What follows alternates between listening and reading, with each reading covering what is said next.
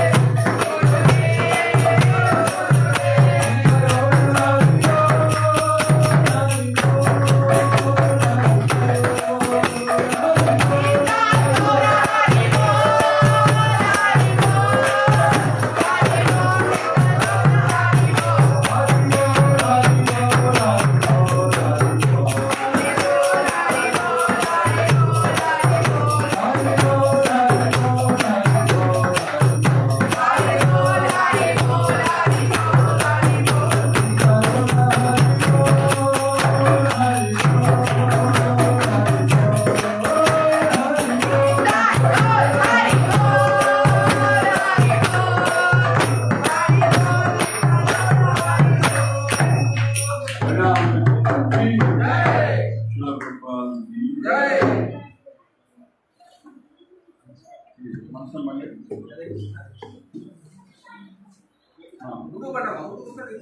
Bottle తీసుకోండి.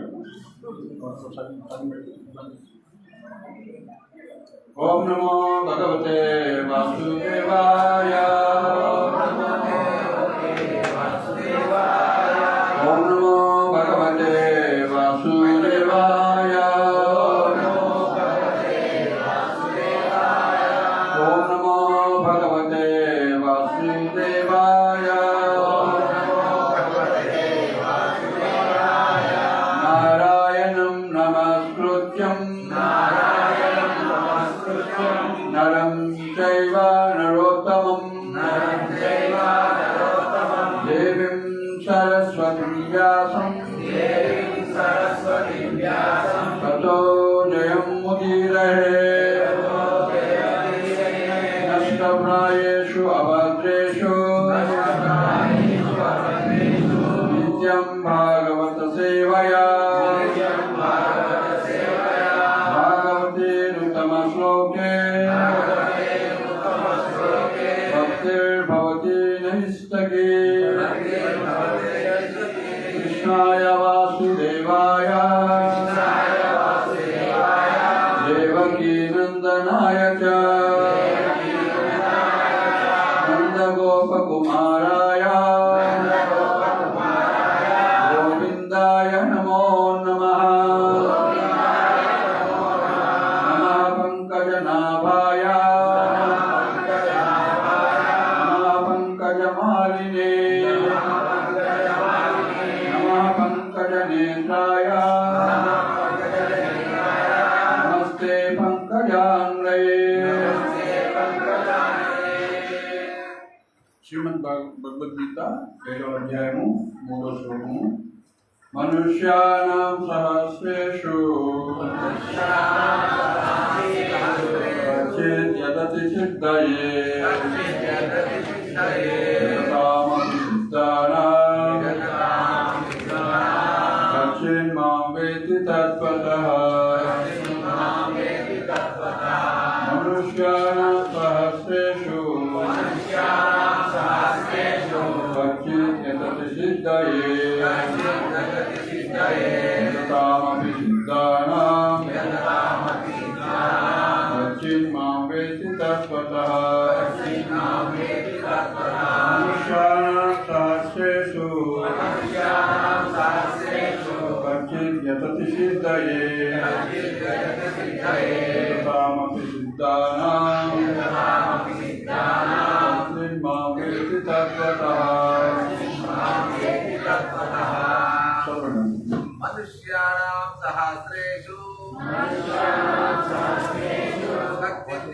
సిద్ధయే యతామపి సిద్ధానాం కశ్చిన్ మాం వేత్తి తత్వతః. మనుష్యానాం సహస్రేషు కశ్చిద్ యతతి సిద్ధయే యతతామపి సిద్ధానాం కశ్చిన్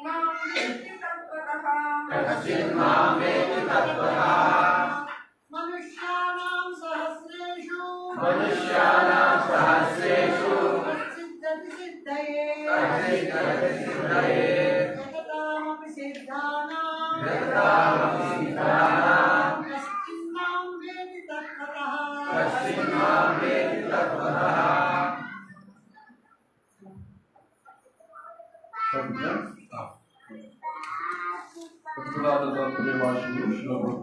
జగద్గురు శిల ప్రభుపాదికి జై. మనం రెండో శ్లోకం మనం కాలేదు కాబట్టి టచ్ చేసి 3వ శ్లోకం చెప్తున్నాం. 12 శ్లోకం. సో 7వ అధ్యాయంలో 1వ శ్లోకం నుంచి చెప్పుకున్నాడు లాస్ట్ అంటే నేను అక్కడి నుంచి స్టార్ట్ చేస్తాను. శ్రీ భగవాన్ మర్యాదయుక్త మనఃపార్థ యోగం జన్మదాశ్రయ అసంశయం బ్రహ్మా శ్రీకృష్ణ భగవానుడు పలికి ఓ పార్థ, మనసును నాయందే సంలగ్నం చేసి నా సంపూర్ణ భావంలో యోగను అభ్యసించడం ద్వారా నిస్సందేహంగా నీవు నన్ను ఎంత సమగ్రంగా తెలుసుకోగలవో ఇప్పుడు వినము. 2వ శ్లోకం. జ్ఞానం తేహం సవిజ్ఞానం ఇదం వక్ష్యామ శేషతః యజ్ఞాత్వా నేహ భూయవ్యో జ్ఞాతవ్యం అవశిష్యతే. నేను నీకు ఇప్పుడు ఈ భౌతిక ఆధ్యాత్మిక శక్తులతో కూడిన జ్ఞాన విజ్ఞానాలను సంపూర్ణంగా విశదీకరించను. ఇక దీనిని ఎరిగిన పిమ్మట నీకు తెలుసుకోవాల్సింది మిగిలి ఉండదు. నీకు తెలుసుకోవాల్సింది ఏమీ మిగిలి ఉండదు. భాష సంపూర్ణ జ్ఞానంలో భౌతిక జగత్తు మరియు దాని వెనకాల తత్వము మరియు ఆ రెండింటి మూల కారణములకు సంబంధించి జ్ఞానము మిగిలి ఉంటుంది. సంపూర్ణ జ్ఞానంలో భౌతిక జగత్తు మరియు సంపూర్ణ జ్ఞానంలో భౌతిక జగత్తు మరియు దాని వెనుక గల తత్వము మరియు ఆ రెండింటి మూల కారణములకు సంబంధించిన జ్ఞానము మిగిలి ఉండును.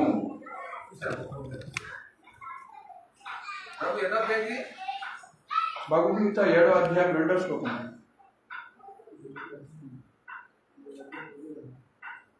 ఇందులో 369 ఉంది.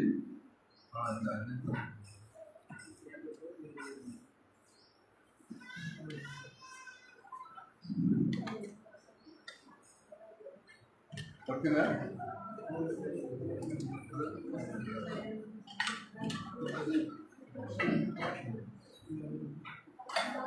ఓకే, భాష్యము.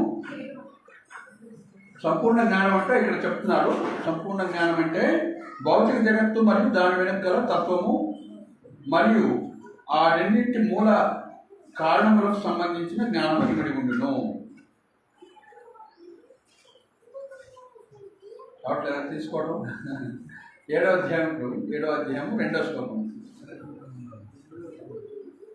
పైన చూడండి. అధ్యాయం 7 అని ఉంటుంది. ఫస్ట్ శ్లోకము నెంబర్ ఉంటుంది. శ్లోకం ఏమో రైట్ సైడ్ రాసి ఉంటుంది. శ్లోకం సంఖ్య 2 3 దగ్గర కలిసి.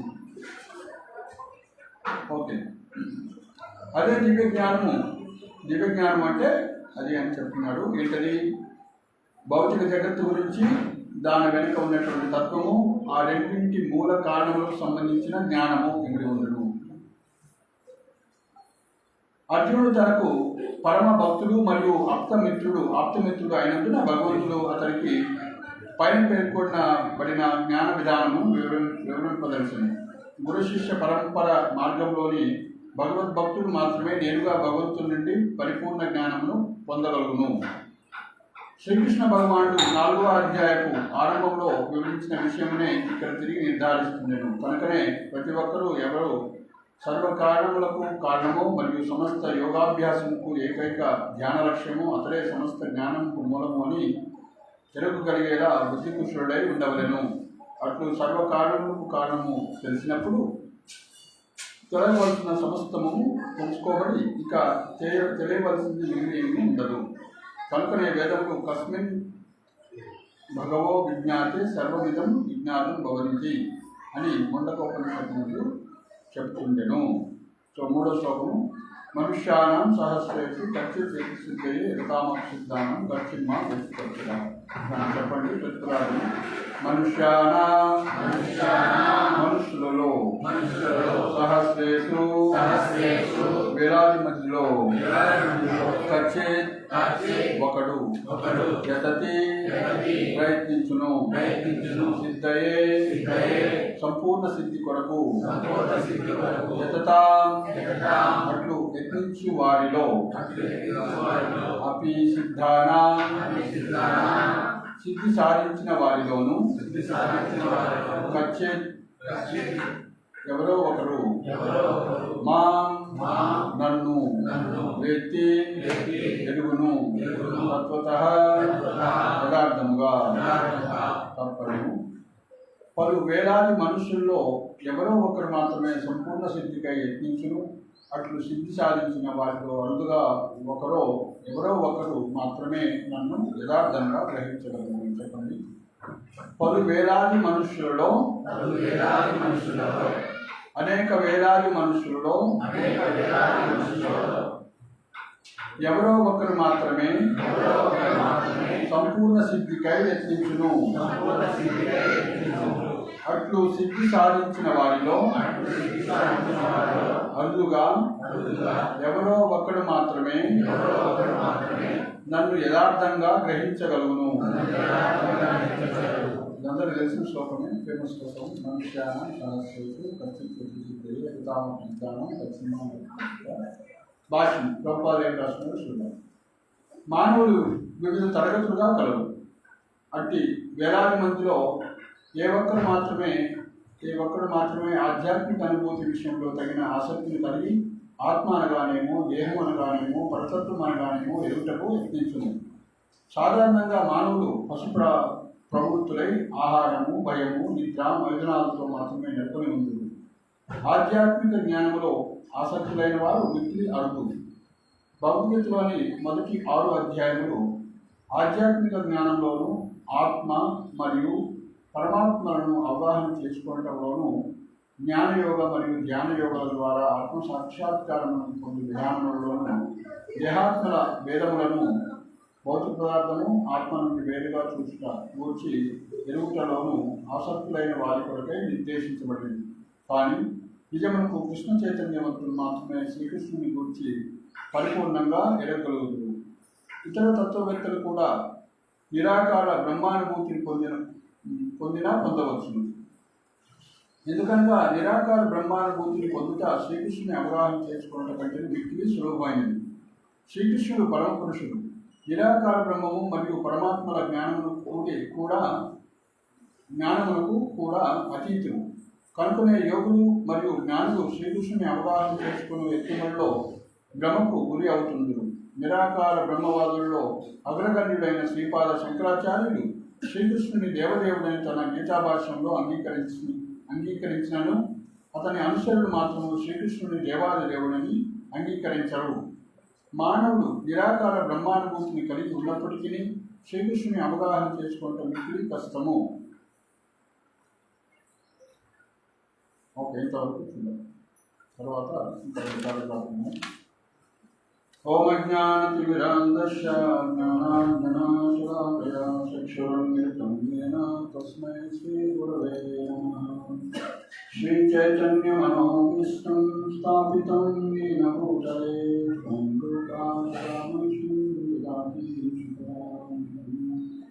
వందేయం శ్రీగురుం శ్రీయుతాపదకమలం శ్రీగురుం వైష్ణవాంశ శ్రీరూపం సాద్వైతం సగరుణాగమితం తం సజీవం సాద్వైతం సావధూతం పరిజనసహితం కృష్ణచైతన్యదేవం శ్రీరాధా కృష్ణపాదాం సగణగణితా శ్రీసాకాంతాం.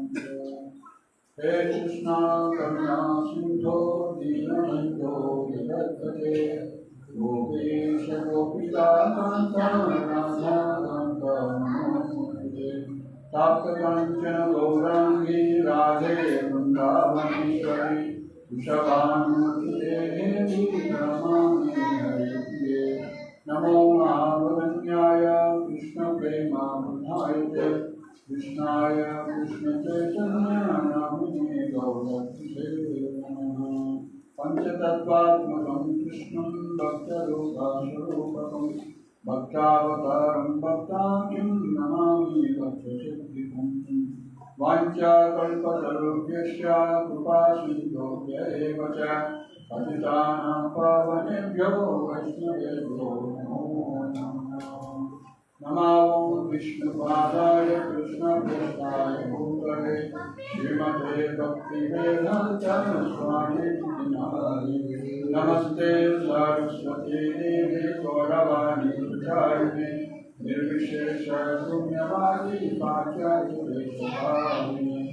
जय श्री कृष्ण चैतन्य प्रभु नित्यानंद श्री अद्वैत गदाधर शिवासादि गौरभक्तवृंद. हरे कृष्णा कृष्ण कृष्ण हरे हरे राम राम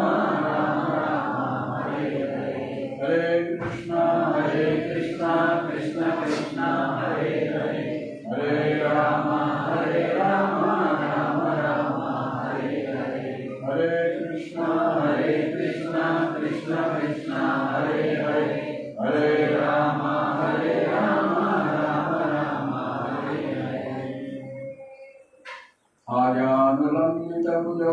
కనకావదాతౌ సంకీర్తనైకపితరౌ కమలాయతాక్షౌ విశ్వంబరౌ జవరౌ యుగధర్మపాలౌ వందే జగత్ప్రియకరౌ కరుణావతారౌ మూకం కరోతి వాచాలం త్వం పుణ్యభావితే గిరిం యత్పాదామహం వందే శ్రీగురుం దీనతాం.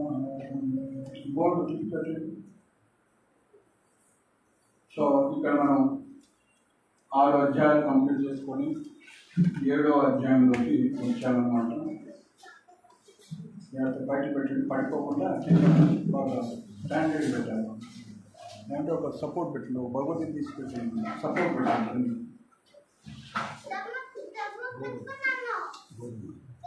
సో 7వ అధ్యాయం పేరు భగవద్ విజ్ఞానము. దేని గురించి అండి? జ్ఞానము భగవంతుడి గురించి. జ్ఞానం కాదు, విజ్ఞానం అంటే రియలైజ్ నాలెడ్జ్. సో భగవంతుడి గురించి తెలుసుకోవాలంటే దాన్ని ఏమంటాము? పైన రాశారు చూడండి, నేను రాశారు పైన, ఇక్కడ రాశారు. శ్రీల ప్రభుపాలు కూడా అదే విషయం రాశారు. పరమ సత్యము అంటే అబ్సల్యూట్ ట్రూత్. సో మానవ జన్మ ఎత్తిన తర్వాత మనము అతతో బ్రహ్మ జిజ్ఞాస అంటారు. అంటే ఈ యొక్క పరతత్వాన్ని లేదా పరమ సత్యాన్ని తెలుసుకోవాలనేటువంటి జిజ్ఞాస కలిగి ఉండాలని చెప్తున్నారు. అలా ఎవరైతే కలిగి ఉంటారో వాళ్ళని ఏమంటారు? పరతత్వం గురించి తెలుసుకోవాలి అని లేకుండా అలాంటి ఆలోచన లేని వాళ్ళని ఏమంటారు? ఇక్కడ జంతువులు అని ప్రభుపాలు చెప్పారు. జంతువులకి ఏం ఆసక్తి ఉంటుంది? 4 విషయాల మీద ఎక్కువ ఆసక్తి ఉంది. ఏంటది? ఆహార, నిద్ర, భయ, మైథునం. భయ అంటే రక్షణ చేసుకోవడం, భయం కూడా. మైథునం అంటే సంతానం కోసం, తినటం, పడుకోవడం. ఆహార, నిద్ర, భయ, మైథునం. ఈ 4 మీద దృష్టి పెడితే మహాభారతంలో చెప్తున్నారు.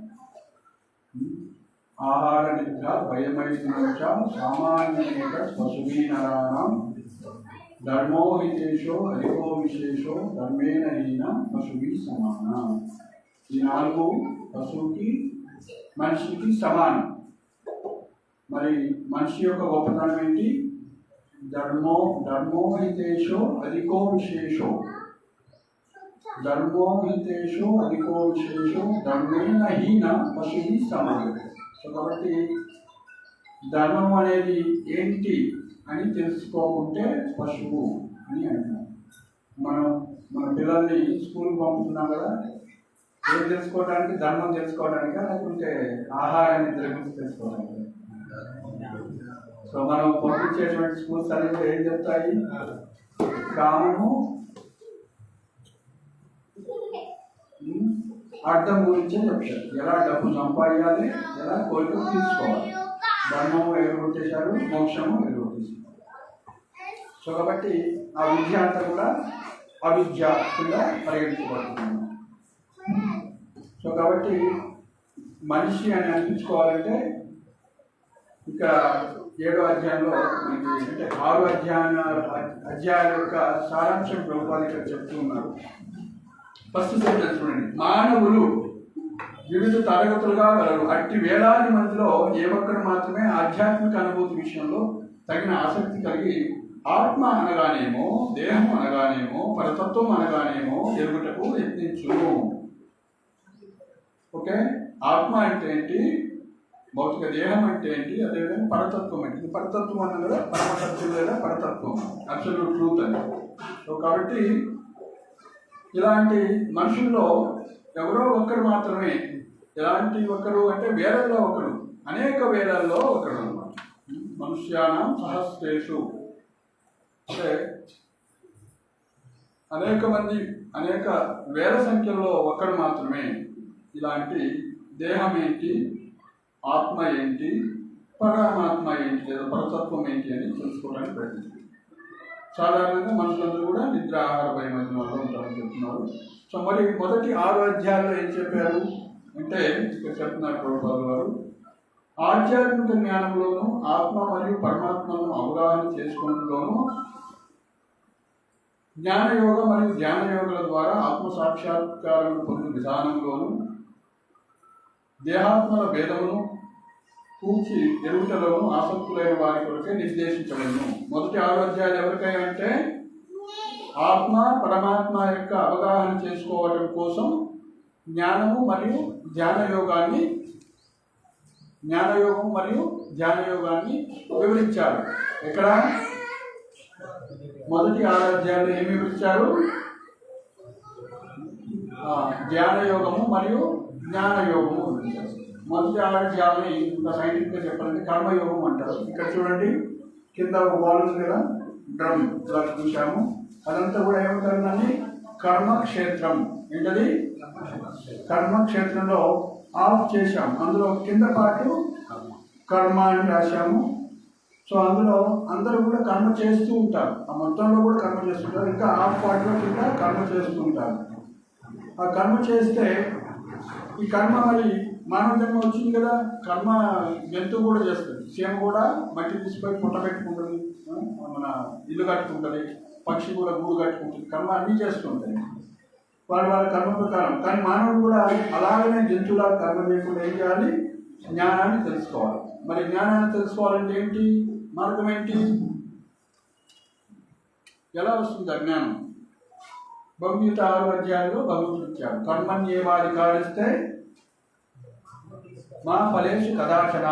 నీకు అధికారం లేదు ఫలాన్ని ఆశిస్తాను. అలా కర్మ చేసి ఫలితం భగవంతుడి మీద ఆధారపడి, అంటే ఫలితాన్ని ఆశించకుండా ఉన్నట్లయితే అప్పుడు మనకేమొస్తుంది? జ్ఞానం అనేది భగవంతుడు ఇస్తాడట. వాస్తవం ఏంటి? కర్మణ్యేవాధికారిస్తే మా ఫలేషు కదాచన. అది ఎట్లా సాధ్యపడి? కర్మ చేసి ఫలితం ఆశించకుంటే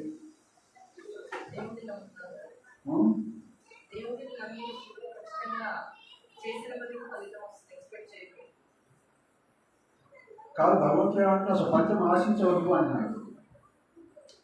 మరి ఏం ఫలితం ఆశించవద్దు అంటే రిజల్ట్స్ గురించి ఆశించవద్దు. నువ్వు ఏదైతే డ్యూటీ ఇచ్చారో అది చేయాలి.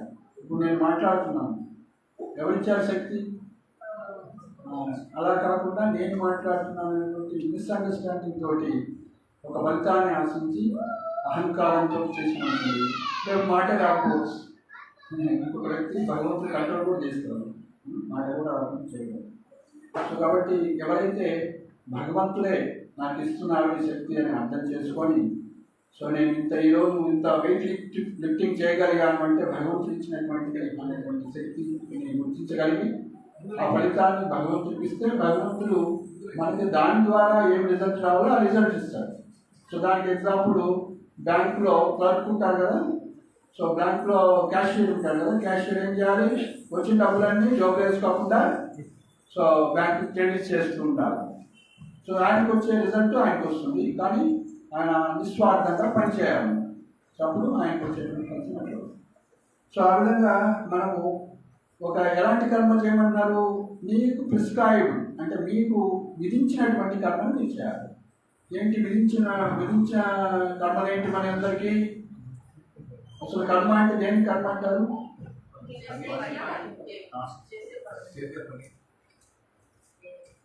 చాతుర్వర్ణం మయా సృష్టం గుణ కర్మ విభాగశ అని చెప్పాడు.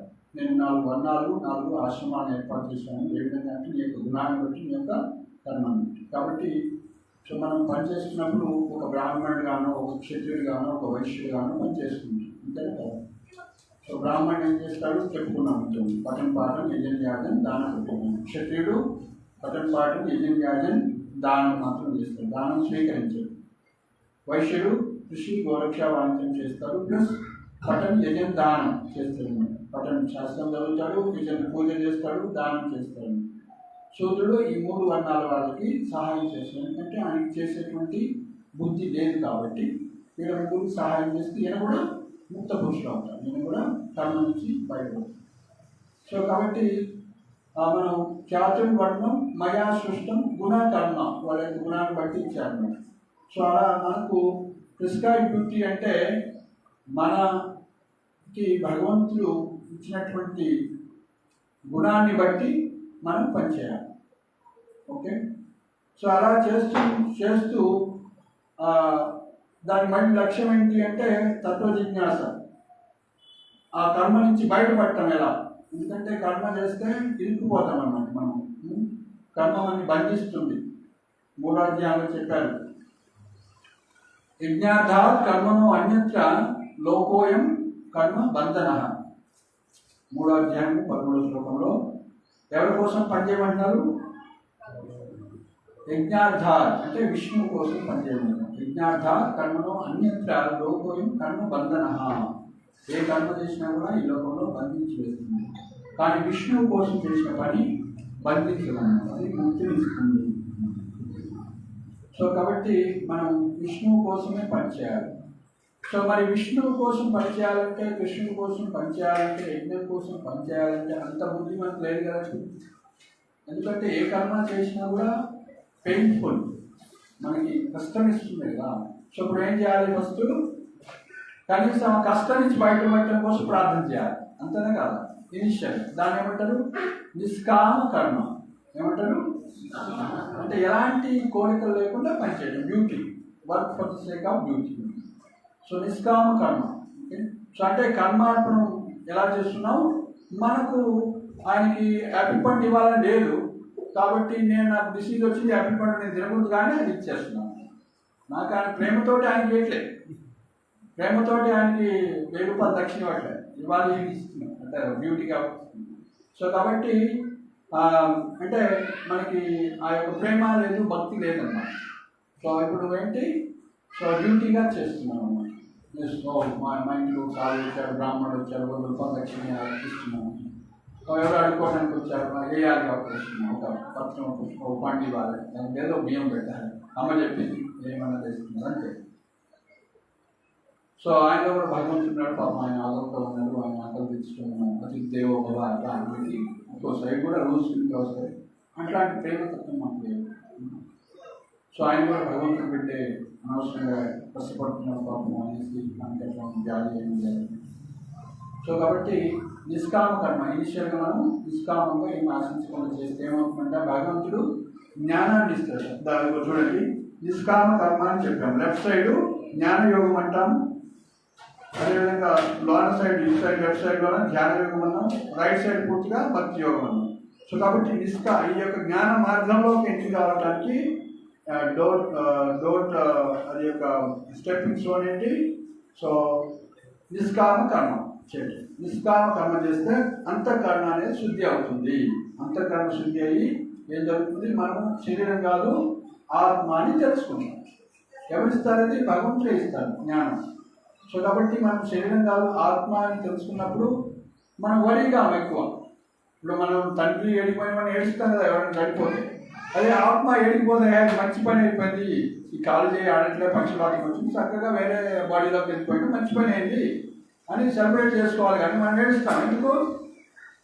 అదే అనుకుంటున్నాం అనమాట. ఈ కాలు చెయ్యి కన్ను ముక్కు ఉన్నదే మనిషి అనుకుంటున్నాం కాబట్టి, అనే వ్యక్తి అనుకుంటున్నాం కాబట్టి. సో ఈయన శరీరం పనిచేయట్లేదు, భగవంతుడు దాన్ని తీసేసి ఇంకా కొత్తది ఇస్తున్నాడు. సో అని మనం సంతోషపడమన్నమాట. కానీ వైష్ణవులు సంతోషపడతారు, ఆ పోయిన రోజునే సెలబ్రేట్ చేస్తారు, పుట్టినరోజుని సెలబ్రేషన్ చేయకుండా. సో తిరోభావతిని సెలబ్రేట్ చేసుకుంటే, ఎందుకంటే వాళ్ళు వైష్ణవులు అంటే విష్ణు భక్తులు ఈ యొక్క ఊర్ధ్వలోకాలకో అధోలోకాలకో వెళ్ళండి, భగవద్ధామానికి వెళ్తారు. కాబట్టి మానవ జన్మ వచ్చిన తర్వాత భగవద్ధామానికి పోవడం అనేది, చేరుకోవడం అనేది ఉన్నత లక్ష్యం అన్నమాట. అతి ఉత్కృష్టమైనటువంటి లక్ష్యం. అది విషయం తెలుసుకొని భగవంతుని చేరుకోవడం అనేది ఎంతో గొప్ప పద్ధతి అన్నమాట, గొప్ప గిఫ్ట్ మనం చేరుకోవడం అనేది. సో కాబట్టి ఆ విధంగా నిష్కామ కర్మ చేస్తే ఏమవుతుంది? అంతఃకరణ శుద్ధి జరిగి జ్ఞానయోగంలోకి మనం ఎంట్రీ అయ్యి జ్ఞాన సాధనాలు చేస్తూ, ఏంటి జ్ఞాన సాధనాలు అంటే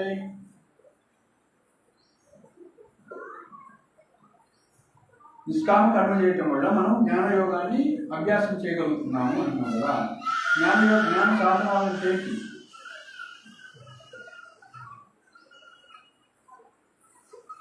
ఈ యొక్క ఆత్మతత్వంలో పూర్తిగా మనకి రాలేదన్నమాట. నిష్కామ కర్మ చేస్తూ ఉన్నాం కదా, అప్పుడు ఏమవుతుంది? సో మనం ఆత్మని సంపూర్ణ రియలైజేషన్ కాలేదు. అట్లనే ఆత్మతో పాటు బ్రహ్మజ్యోతి బ్రహ్మ అనేది ఆ యొక్క జ్ఞానయోగం యొక్క లక్ష్యం ఏంటి? బ్రహ్మజ్యోతి బ్రహ్మన్. ఓకే, సో బ్రహ్మేంటి పరమాత్మేంటి భగవాన్ శబ్దతే. ఈ జ్ఞానయోగాన్ని పాటించడం ద్వారా మనం ఏం పొందుతామయ్యా అంతిమంగా అంటే భగవంతుడి యొక్క బ్రహ్మజ్యోతిని అనుభూతం పొందుతామన్నమాట. ఈ యొక్క వెలుగుని, ఒక జ్యోతిని అనుభూతి చెందుతామన్నమాట. వెలుగుని, జ్యోతిని మనం తెలుసుకోగలం. దేని ద్వారా? జ్ఞాన మార్గం ద్వారా తెలుసుకోవాలి. సో కాబట్టి ఆ విధంగా ముఖ్యంగా ఈ జ్ఞాన సాధనాల్లో ఇంద్రియాలని, మనస్సుని నిగ్రహించడం ఇవన్నీ కూడా ఉంటాయన్నమాట. ఓకే, ఇంద్రియాలని వీటిని చెడు వైపు పోకుండా సో యాజ్ ఎ డ్యూటీగా చేస్తూ ఆత్మసాక్షాత్కారాన్ని పొందుతూ అందులో ఎదుగుతూ బ్రహ్మజ్యోతి వరకు మనం రియలైజ్ కాగలుగుతాం. కానీ పరమాత్మ రియలైజేషన్ కాలేము. ఓకే, సో బ్రహ్మజ్యోతి తర్వాత పరమాత్మ అని ఉంది. పరమసత్యంలో రెండో స్టేజ్ ఏంటి? సో దాన్ని రియలైజ్ కావాలంటే ధ్యానం ఆచరించాలి, ధ్యాన యోగాన్ని ఆచరించాలి. ఇట్లనే నిష్కామంగా పనిచేస్తూ సో ధ్యాన యోగం అంటే యమ, నియమ, ఆసన, ప్రాణాయామ, ప్రత్యాహార, ధ్యాన, ధారణ, సమాధి అని కూడా అష్టాంగ యోగ పద్ధతులు ఉన్నాయి. సో ఈ విధంగా మనం సాధన చేస్తున్నట్లయితే పరమాత్మ వరకు రియలైజ్ అవుతాం అన్నమాట. సో అయితే ఇక్కడ కర్మార్పణం అనేది ఇక్కడ ప్రేమతోటి స్వతంత్రంగా చేయట్లేదు, ఫోర్స్ఫుల్గా చేస్తున్నారు ఇక్కడ కర్మార్పణం. సో అలా కాకుండా అటు సైడు సో కర్మార్పణం భక్తుల యొక్క సాంగత్యం దొరికి సో భగవంతుడి యొక్క గ్లోరీస్ విని, భగవంతుడి యొక్క గొప్పతనం విని, భక్తి మహత్యం తెలుసుకొని ఎవరైతే ఇక్కడైనా సరే కర్మార్పణ చేయాల్సిందే, అక్కడ కూడా కర్మార్పణ చేయాల్సిందే. సో కానీ ప్రేమతోటి భగవంతుడికి అర్పణ చేసినట్లయితే, లేకపోతే భక్తులకి ఈ కర్మని అర్పణ చేసినట్లయితే ఏమవుతుంది? సో శ్రద్ధ అంటే భక్తుల యొక్క కృప వల్ల భగవంతుడి యొక్క గొప్పతనం తెలుసుకొని మన కర్మని శ్రద్ధతోటి భగవంతుడికి అర్పణ చేసినట్లయితే ఏమవుతుందంట? సాధువు యొక్క సాంగత్యం, దాన్ని శ్రద్ధ అంటారు. భగవంతుడికి మన కర్మని శ్రద్ధతోటి అర్పించడాన్ని ఏమంటారు? శ్రద్ధ అంటారు. ఓకే, సో మన సమయాన్ని కానీ, మన ఏదైనా సరే ధనం కానీ ఏదైనా సరే భగవంతుడికి శ్రద్ధతోటి ఏ పని చేస్తున్నా కూడా అది కూడా భగవంతుడికి శ్రద్ధతోటి చేయటం, శ్రద్ధతోటి అర్పించడాన్ని భక్తి అంటాం. సో కాబట్టి భక్తుల యొక్క సాంగత్యం దొరికి మనం భక్తి యొక్క గొప్పతనం, భగవంతుడి యొక్క గొప్పతనం తెలుసుకొని ఆ విధంగా దృఢ శ్రద్ధతోటి మనం చేసినట్లయితే ఆ యొక్క కర్మార్పణ ఏమవుతుందంటే సాధువుల యొక్క సాంగత్యం దొరుకుతుంది. సో రెండో స్టేజ్ అన్నమాట. ఆ విధంగా శ్రద్ధ, సాధు సంఘ, దెన్ భజన క్రియ. సో సాధువుల యొక్క సాంగత్యం గురించి ఏం చేస్తాం? మనం భక్తి సాధన చేస్తాము. భక్తి సాధన అంటే శ్రవణ కీర్తన భక్తి. శ్రవణ కీర్తన, స్మరణ, భావ శ్రవణ, అక్షరం, దాస్యం, సాఖ్యం, ఆత్మీయం. ఓకే, ఇప్పుడు మనం ఇంతవరకు చెప్పుకున్నాం 6 అధ్యాయాలు. అటు సైడ్ ఏమవుతుందో ఇక్కడ ప్రభుపాద వాళ్ళు ఏం చెప్తుందో చూద్దాం. శ్రీకృష్ణుడే దేవాదేవుడు, సర్వకారణములకు కారణము, ఆది పురుషుడైన గోవిందుడు, ఈశ్వర పరమ కృష్ణ సచ్చిదానంద విగ్రహ, అనాదిరాదిర్గోవింద, సర్వకారణ కారణం. అతన్ని ఎరుగుట అభక్తులకు ఎంతో కష్టము. అట్టి అభక్తులు భక్తి మార్గము లేదా భక్తుక్త సేవా మార్గం మిగిలి సులభమని ప్రకటించినను దానిని వారు అవలంబించలేరు. ఒకవేళ వారు చెప్పినట్లు భక్తి మార్గం అంతగా సులభమైనచో వారెందుకు కఠిన మార్గాన్ని అనుసరించుకుందరు? నిజమునకు భక్తి మార్గం అంత సులభం కాదు. భక్తి జ్ఞానం లేని అప్రమాణికులైన వ్యక్తులు అవలంబించు నామమాత్ర భక్తి మార్గము సులభం కావచ్చునేమో కానీ నియమ నిబంధనలు అనుసరించి నిజంగా దాన్ని అభ్యసించవలసి వచ్చినప్పుడు మనోకల్పనా పరులైన పండితులు మరియు తాత్వికులు ఆ మార్గమున కొనసాగలేక వైదొలుగుతుందురు. అర్థమవుతుందా? ఇప్పుడు ఈ జ్ఞాన మార్గం ఈ యొక్క కర్మిష్ఠులు కర్మ చేస్తూ ఉంటారు కదా, కర్మయోగులు. కింద పనిచేసే వాళ్ళందరూ కూడా కర్మయోగులు అంటారు కింద క్షేత్రంలో. సో అటు మళ్ళీ జ్ఞానయోగులు, అదేవిధంగా ధ్యాన యోగులు, వాళ్ళంతా ఏమంటే భక్త్య హరే కృష్ణ హరే రామ ఎవడైనట్లే అలా పనిచేసి చూద్దాం. హరే కృష్ణ హరే రామ ఎవడంటారు, అది కూర్చొని హరికథ ఎవడంటారు, మేము వింటామంటారు. సో వాళ్ళకి విశ్వాసం లేదు. ఏమంటున్నారు వాళ్ళు? ఒకవేళ వారు చెప్పినట్టు భక్తి మార్గం అంతగా సులభమైన సో వారెందుకు కఠిన మార్గం అనుసరిస్తుంది? నువ్వెందుకు మరి కర్మయోగానికి పోతున్నావు? లోనికి వచ్చి 101 కొడితే 101 ఫ్లోర్కి వెళ్తావా, నువ్వు స్టెప్స్ ఎందుకు ఎక్కువ వస్తున్నావు అంటే లేదు, మళ్ళీ ఏమవుతుందో వాడికి విశ్వాసం లేదు అన్నమాట. కరెంట్ పోతే నేను గోయింది అవుతాను, సో కాబట్టి నాకు కష్టం అవుతుందని వాటికి అట్లా భక్తి మార్గం మీద విశ్వాసం లేదు. ఎందుకు? నిజమైన భక్తి మార్గం అంత సులభం కాదు. వాస్తవంగా భక్తి మార్గం సులభమైంది కాదు అన్నమాట. ఎట్లాంటి భక్తి మార్గం ఇక్కడ చెప్తున్నారు చూడండి. ఏంటి? నామమాత్ర భక్తి కాదన్నమాట. మనం ఏమంటున్నారు? భక్తి జ్ఞానం లేని అప్రమాణికులైన వ్యక్తులు అవలంబించు నామమాత్ర భక్తి మార్గము సులభం కావచ్చునేమో, కానీ నియమ నిబంధనలను అనుసరించి నిజంగా దానిని అభ్యసించవలసి వచ్చినప్పుడు మనోకల్పనాపరులైన పండితులు మరియు తాత్వికులు ఆ మార్గమును కొనసాగలేక వైదొలుతుందురు. సో మరి భక్తి ఏంటో రూప గోస్వామి ఏం చెప్తున్నాడో చూద్దాం. రూప గోస్వామి భక్తి రసామృత సింధులో ఈ విధంగా ఉదాహరించింది. 1.2.101లో శృతి స్మృతి పురాణాది పాంచరాత్ర విధిం వినా ఐకాంతికి హరేర్భక్తి ఉత్పాదాయతైవ కల్పతే. ఉపనిషత్తులు, పురాణములు, నారద పంచరాత్రం వంటి ప్రామాణిక వైదిక గ్రంథములను అనుసరించి చేయబడని భక్తియుక్త భగవత్ సేవ కేవలం సమాజంలో సంక్షోభమును మాత్రమే కలిగించును. బ్రహ్మ యామాల నుంచి కోట్ చేశారనమాట. ఏంటంటే అది అంటే భక్తి చేస్తున్నప్పుడు ఉపనిషత్తులను, పురాణాలను, నారద పంచరాత్రం వంటి ప్రామాణిక వైదిక గ్రంథాలను అనుసరించి భక్తి చేయాలన్నమాట. ఇప్పుడు మనం అర్చన చేస్తున్నప్పుడు ఎన్నో విధి విధానాలు ఉంటాయన్నమాట. అట్లనే పురాణాలు, ఉపనిషత్తులో కూడా ఎన్నో విధానాలు అంటే భక్తియుక్త కర్మలు చేస్తున్నప్పుడు అవన్నీ కూడా మనం పాటించాలి అని చెప్తున్నాను. అలా పాటించలేనట్లయితే ఏమవుతుంది? సమాజంలో ఒక సంక్షోభాన్ని ఏర్పాటు చేస్తుంది అంటున్నాం. బ్రహ్మానుభూతి కలిగిన అద్వైతికి కానీ, పరమాత్మ అనుభూతి కలిగిన యోగికి కానీ దేవదేవుడైన శ్రీకృష్ణుని యశోదా తనయుడిగా లేదా అర్జున రథసారుడిగా అవగాహన చేసుకోవడం సాధ్యపడదు. సో కాబట్టి ఈ యొక్క జ్ఞానికి అదేవిధంగా యోగులకి భగవంతుడు యశోదామాత పుత్రుడై వచ్చిందంటే వాళ్ళు నమ్మలేరు అన్నాం. అట్లనే అర్జునుడి యొక్క స్నేహితులు అంటే నమ్మలేరు అని చెప్తున్నాను. ఎందుకంటే గొప్ప గొప్ప దేవతలు కూడా శ్రీకృష్ణుని విషయంలో కొన్నిసార్లు భ్రాంతి చెందుతుందురు. ముష్యంతి యస్ సూరయ భాగవతంలో 1.1.1 ఫస్ట్ శ్లోకంలో చెప్పారు. ఈ విషయంలో శ్రీకృష్ణ భగవాన్ కూడా ఇట్లు పలికను, మాంతు వేద నకర్షణ, ఎవరును నన్ను యథార్థంగా ఎరగలేరు, అతడిని ఎరుగలిగే మహాత్ములు మిక్కిలి అరుదు, స మహాత్మా సుదుర్లభ. కనుకనే మానవుడు గొప్ప పండితుడైనను లేదా తత్వవేత్త అయినను భక్తిత్వ సేవలో నెలకొనందే భగవంతుని యథార్థంగా తత్వత ఎరగలేడు. ఇది పాయింట్ అన్నమాట. సో కాబట్టి ఎంత పండితుడైనా సరే, ఎంత తత్వవేత్త అయినా సరే భక్తి చేయకుండా భగవంతుని యాజిటీస్గా తెలుసుకోలేరు అని చెప్తున్నాను. సంపూర్ణంగా తెలుసుకోలేరు అని చెప్తున్నాను.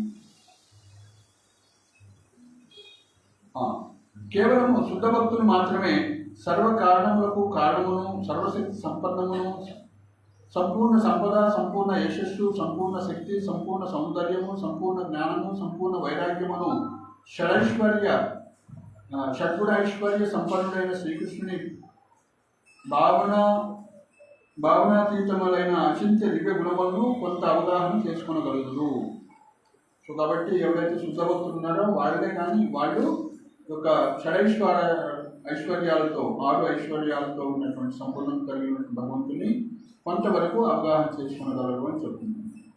తన భక్తుల పట్ల శ్రీకృష్ణుడు పరమదయను కలిగి ఉండటమే అందుకు కారణము.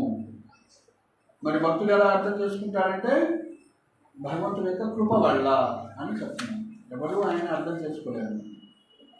ఉదాహరణకి చిన్నపిల్లవాడు అమ్మ దగ్గర పాలు తాగాలి. అమ్మ ఎంత హైట్ ఉంటుంది? 5 అడుగులు హైట్ ఉంటుంది. పిల్లోడు ఎంత హైట్ ఉంటాడు? 2 అడుగులు ఉంటాడు. ఎట్లా పాలు తాగుతాడు? సాధ్యమా? అమ్మ కరుణిస్తే వాడిని ఎత్తుకుంటే తాగలుగుతుంది. సో అట్లా మనం భగవంతుడి కోసం ప్రయత్నించినట్లయితే కృష్ణ కృష్ణ హరే కృష్ణ హరే కృష్ణ కృష్ణ కృష్ణ హరే హరే హరే రామ రామ రామ అలా రోధిస్తే కృష్ణుడు కరుణించి అరే నా కోసం నన్ను పిలుస్తున్నాడు అనేసి దొంగ ఏడుపు కాదు, నిజమైన ఏంటో పాపం వాడికి నిజంగా ఆకలి అవుతుందని. సో అప్పుడు కృష్ణుడు మనని కరుణిస్తే తెచ్చుకుంటే మనం దాని కృష్ణుడే వంగుతాడు అనమాట, వంగి మనకి అందుబాటులో. తన భక్తుల పట్ల కృష్ణుడు పరమదయను కలిగి ఉన్నదే అందుకు కారణం. బ్రహ్మానుభూతికి పరమావధి అయిన అతని భక్తులు మాత్రమే యథార్థంగా అనుభూతి చేసుకునగలరు. కనుకనే భక్తుల సంస్కృతిలో ఇది తెలుపబడింది. 1.2.234లో ఇలా ఉంది. అత శ్రీకృష్ణ నామాది నభవే క్యాష ఇంద్రియై సేవోన్ముఖే జిహ్వాదో స్వయమేవ స్ఫురత్యతః. శ్రీకృష్ణుడి యొక్క నామం గురించి, ఆది రూపము, లీలలు ఇవన్నీ కూడా ఈ యొక్క భౌతిక ఇంద్రియాలతో మనం తెలుసుకోలేము. అత శ్రీకృష్ణ నామాది నభవే గ్రాహ్యం ఇంద్రియై, ఈ యొక్క భౌతిక ఇంద్రియాలతో అంటున్నాను. మరి ఎలా తెలుసుకోవచ్చాయి అంటే సేవోన్ముఖే జిహ్వాదో, జిహ్వా ఆది అంటే మొదట ఈ యొక్క నాలుగుతో స్టార్ట్ చేసుకొని జిహ్వా ఆది ఇతర ఇంద్రియాలన్నింటినీ కూడా భగవంతుని యొక్క సేవలో ఉపయోగించడం ద్వారా, ఋషికేశ సేవనం చేయడం ద్వారా స్వయమేవ స్ఫురత్యత అంటే అది ఆటోమేటిక్గా మనకి రివీల్ చేస్తుంది అని చెప్తున్నాం. వివరణ పరిమిత ఇంద్రియములతో ఎవరినూ శ్రీకృష్ణుని యథార్థంగా అవగాహన చేసుకునలేరు. కానీ భక్తుడు తనకు చేయు ప్రేమతో కూడిన దివ్య సేవలో సంప్రీతుడై అతడే స్వయంగా భక్తులకు తనను ప్రకటించుకొనను. తనను తాను ప్రకటించుకొనను. పద్మపురాణంలో చెప్తున్నాను. కాబట్టి భగవంతుని అర్థం చేసుకోవాలంటే ఈ యొక్క జ్ఞాన మార్గం కానీ, కర్మ మార్గం కానీ, జ్ఞాన మార్గం కానీ, ధ్యాన మార్గం కానీ పనికిరాదు అని మనం తెలుసుకోవచ్చు. సంపూర్ణంగా భగవంతుని అర్థం చేసుకోవాలంటే ఒక భక్తి మార్గం మాత్రమే భక్తి ద్వారా మాత్రమే నన్ను తెలుసుకోగలుగుతారని భగవంతుడు తెలుస్తుంది. మనుష్యానం సహస్రేషు కచ్చిత్ సిద్ధానం కచ్చిమా వేచి తత్వత అంటే అనేక వేలల్లో ఒకరు మాత్రం భక్తి యోగానికి వస్తున్నారు. అంతేనే కాదు, ఒకరు తెలుసుకుంటున్నారంటే భక్తి యోగంలోకి వచ్చిన వాడు ఎవరైనా తెలుసుకోవాలి. సో కానీ శిల ప్రభుపాద యొక్క కృప వల్ల మనకు ఎంతమంది వచ్చింది కదా, కృష్ణుడు రామ్ స్టేట్మెంట్ ఇచ్చారు. వేలల్లో ఒకరు అంటున్నారు, ఎంతమంది వందల మంది. సో అది భక్తుల యొక్క కృప అని చెప్పచ్చు. అంటే భగవంతుడు ఈసారి ఏం చేశాడు, ఇలాంటి స్టేట్మెంట్ ఇచ్చి చాలా కష్టం నా భక్తులకు రావడం. ఆయన ఏం చేసాడు, ఈసారి కర్మయోగాన్ని, జ్ఞానయోగాన్ని, ధ్యాన యోగాన్ని పక్కన పెట్టి, సో విధి భక్తిని కూడా పక్కన పెట్టి ప్రేమ భక్తిని, భావభక్తిని ఇస్తున్నాడు. కాబట్టి తీసుకుంటే మనం కరోడ్పతి అవుతాం, భక్తి యోగం అవుతాం. ఆయన ఇస్తున్నాడు కాబట్టి గృహేతాకో వనితాకో సదా హరి బోధేదాకో సుఖే దుఃఖే బోలేనాకో సదా హరి. సో కాబట్టి మీరు ఏ స్థితిలో ఉన్నా కూడా కృష్ణ హరే కృష్ణ హరే కృష్ణ కృష్ణ కృష్ణ హరే హరే హరే రామ రామ హరే హరే అనమన్నా కృష్ణుడు. చైతన్య మహాప్రభువు వచ్చి ఏ స్థితిలో ఉన్నా మీరు భక్తి చేయొచ్చు, భక్తి చేయండి అని ఆర్డరిస్తున్నారు. భారత భూమిత అయినా మనుష్య జన్మ సార్థకూడి కరపడక.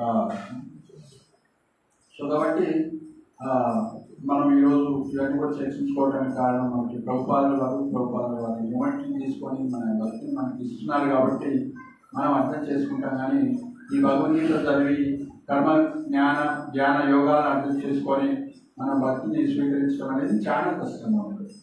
కానీ సో ఈ యొక్క గురు పరంపర యొక్క మహత్యం వల్ల, గురువుల యొక్క కృప వల్ల సో మనం భగవంతుడికి శరణాగతి కావాలి అని తెలుసుకొని, శరణాగతి అంటే హరే కృష్ణ కృష్ణ కృష్ణ హరే హరే హరే రామ రామ రామ హరే. శరణాగతి అంటే అది నామం చేయటమే, అంతనే ఉండదు. అట్లా నియమాలు కూడా ఉంటాయి. అంటే ధర్మాన్ని పాటించడం, మాంసాహారం తినకపోవడం, ఆల్కహాల్స్ తీసుకోకపోవడం, జూదం ఆడకపోవడం, అక్రమ సంబంధం లేకపోవడం, ఇవి 4 నియమాలు పాటించడం. ఇంత సరళం చేసేటువంటి ప్రభుపాదుల వారు ఇలా చేస్తే మనం కూడా ఆ యొక్క భక్తి మార్గంలో శ్రద్ధ, సాధుసంగ, భజన క్రియ, అనర్థ నివృత్తి, నిష్ఠ. సో ఈ యొక్క భక్తి మార్గం చేసేటప్పుడు, హరే కృష్ణ మంత్రం చేసేటప్పుడు కూడా అపరాధాలు ఉంటాయి అన్నమాట. నామం చేసేటప్పుడు కూడా 10 నామ అపరాధాలు ఉంటాయి. ఏంటవి ఎవరైనా చెప్పండి. ఒకటి నామ అపరాధాలు. ఎవరైతే భక్తులు ఉంటారో, ఫుల్ టైం డివోటీస్ ఉంటారో, లేకపోతే వాళ్ళు భక్తిని ప్రచారం చేసుకుంటారో వాళ్ళని దూషించకూడదు. దూషించడం అంటే ఏంటి? వాళ్ళని ఒక మాట అన్నా కూడా మన భక్తి ఎఫెక్ట్ అవుతుంది. మనసా వాచ కర్మన మనం ఏదన్నా కూడా మనం ఎఫెక్ట్ అవుతుంది. సో రూప గోస్వామి బృందావనంలో ఒకసారి ఉన్నప్పుడు ఆయన ధ్యానంలో ఉంటారు. వాళ్ళు అంటే సిద్ధి పొందినటువంటి భక్తులు అనమాట. గోస్వామి ఇంద్రియాలను వాళ్ళు ఉన్నారు. సో ఒకసారి ఆయన ధ్యానంలో ఉండి రాధాకృష్ణ నీళ్ళని చూస్తున్నారు. అపరాధ రహితమైనటువంటి నామం చేస్తుండేవాడు. వాళ్ళు ఎట్లాంటి అపరాధం లేకుండా భగవంతుని పిలిస్తే భగవంతుడు వస్తాడు. భగవంతుడు కనపడుతున్నాడు. రూప నామ రూప గుణ అన్నీ అర్థమవుతున్నాయి. వాళ్ళ యొక్క రూపం అవపడుతూనే ఉంటుంది, వాళ్ళ యొక్క గుణాలు ఏమి లీల చేస్తున్నారో తెలుస్తుంది. సో అలాంటి స్థితిలో ఆయన రాధాకృష్ణ లీల చూసి నవ్వుతూ ఉన్నాడు అనమాట. ఆయన నవ్వుతుంది, బృందావనంలో జపం చేస్తుంది. సో అయితే ఆ ఎదురుగా ఒక ఆయన ఇంకో భక్తులు పోతున్నాడు. ఆయన కుంటే ఆయన అనమాట. కుంటూ పోతున్నాడు కాబట్టి రూపగోస్వామి నవ్వుతుండేసరికి ఆయన ఏమనుకున్నాడు, అరే నన్ను చూసి నవ్వుతుందని ఆయన అనుకుంటాడు. సో ఆయన పాపం నన్ను చూసి నవ్వుతుందనేసి అటు పోవద్దనేసి వేరే మార్గంలో వెళ్ళిపోతున్నాడు. సో అప్పుడు ఆయన యొక్క ధ్యానం, రూపగోస్వామి యొక్క ధ్యానం పోతుంది. ధ్యానంలో రాధాకృష్ణుడు డిసప్పేర్ అవుతారు. అరే ఏమైంది అనేసి ఆయన ఆశ్చర్యపోతాడు. సో నేను ఏదో అపరాధం చేసుకుంటాను, ఏదో మిస్టేక్ అయిందని అని ఏమైంది అని అనుకుంటుంటారు. వాళ్ళ అన్నయ్య అయినటువంటి సనాతన గోస్వామి దగ్గరికి ఇట్లా జరిగింది వెళ్ళి చెప్తారు. మరి ఇలా జరిగింది, ఇట్లా ధ్యానం భగ్నమైంది, ఎందుకు జరిగింది, ఏం జరిగింది, ఎవరు వచ్చారా ఇటు అని అంటారు. ఎవరు రాలేదండి. సో అలా తెలుసుకుంటూ సనాతన గోస్వామి తెలుసుకుంటారు. మరి ఎవరో ఈయన వస్తున్నాడు, పాపం పుట్టి ఆయన ఇలా నన్ను చూసి నవ్వింటి ఏమనుకో నేను ఆయన బాధపడ్డాను, చాలా బాధపడుతున్నాను. ఇప్పటికి కూడా రూప గోస్వామి నన్ను ఇట్లా అన్నారనేసి అనుకుంటున్నాను అనేసి అప్పుడు రూప గోస్వామి తెలిసి ఆయన కూడా ప్రణామం చేస్తాను. నన్ను క్షమించు స్వామి, నన్ను క్షమించండి, నేను దీని గురించి నేను చేయలేదు, ఆయన కూడా నన్ను క్షమించండి అనేలా భావిస్తే అని అంటారు. సో కాబట్టి మనం ఒక వైష్ణవుని నిందిస్తే ఇంకా మన భక్తి ప్రోగ్రెస్ అనేది ఉండదు. సో కాబట్టి first to grasp and the devotees who have dedicated their life for propagating the whole name of God. ఈ యొక్క కృష్ణ భక్తిని ప్రచారం చేయడంలో జీవితాన్ని ఆలోచించినటువంటి భక్తుల్ని దూషించడం, వాడిని మనం నిందించకూడదు. రెండో అపరాధం ఏంటి? వేరే వాటికి అపరాధం.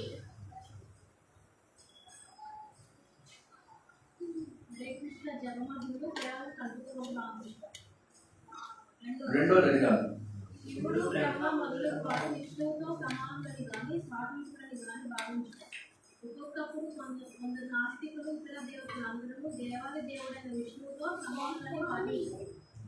సో శివుడు బ్రహ్మాది దేవతలు భగవంతుడైనటువంటి విష్ణువుతో సమానమని భావించడం. ఒక్కొక్కప్పుడు కొంత నాస్తికులు ఇతర దేవతలందరూ కూడా దేవదేవుడైన విష్ణువుతో సమానమని వాదిస్తూ ఉంటారు. సో మరి శివుడు బ్రహ్మ గురించి మనకి అవగాహన ఉండాలి. ఏమని? వాళ్ళు విష్ణువుతో సమానం కాదని, అదేవిధంగా విష్ణువుకు అభిన్నమైన వాళ్ళు, విష్ణువులోని భాగమే అని తెలుసుకుంటున్నారు. తెలుసా మీ అందరికి మరి ఈ మాట? మీరు విష్ణు అంటే మరి శివుడు ప్రార్థన చేసినట్లయినా కాదా? బ్రహ్మకు ప్రార్థన చేసినట్లయినా కాదా? సో విష్ణువు అంటే ఆయనకి, నారాయణకి 60 లక్షణాలు, 60 క్వాలిటీస్ ఉంటాయన్నమాట. శివుడికి 55 క్వాలిటీస్, 55 లక్షణాలు ఉంటాయి. ఇవన్నీ భక్తుల సాంబ సింధు అన్నటువంటి గ్రంథంలో ఎవరికి ఎన్ని లక్షణాలు ఉంటాయి? బ్రహ్మకి 50 క్వాలిటీస్ ఉంటాయి అన్నమాట. ఓకే. సో కృష్ణుడికి ఎన్ని క్వాలిటీస్ ఉంటాయి? 64 ఉంటాయి. సో మనం కృష్ణ అంటే అందులో విష్ణు ఉన్నట్లే ఆల్రెడీ. కృష్ణ అంటే అందులో నరసింహుడు ఉన్నట్లే, కృష్ణ అంటే అందులో రాముడు కూడా ఉన్నట్లే. మనం అనుకుంటాం కృష్ణ అంటే మీరేమో కృష్ణ భక్తి చేస్తున్నారు అని కాదు. కృష్ణ అంటే మత పరతరం నాణ్య ఇచ్చిదస్తి ధనంజయ, నాకు ఇచ్చిన సత్యమైనటువంటిది ఏమి లేదు. ఓకే. సో ఆ విధంగా మనం బ్రహ్మాది దేవతల్ని విష్ణువుకి విష్ణువు నుంచి సపరేట్గా చూడకూడదు. అదేవిధంగా సో విష్ణువుతో సమానంగా కూడా చూడకూడదు అన్నమాట. ఓకే. ఎందుకండి? ఎందుకు సమానంగా ఉండదు? బ్రహ్మదేవుడిని ఇంద్రుడిని సమానంగా చూడొద్దా? బ్రహ్మదేవుడిని సమానంగా చూడొద్దా? ఎందుకు చూడకూడదు?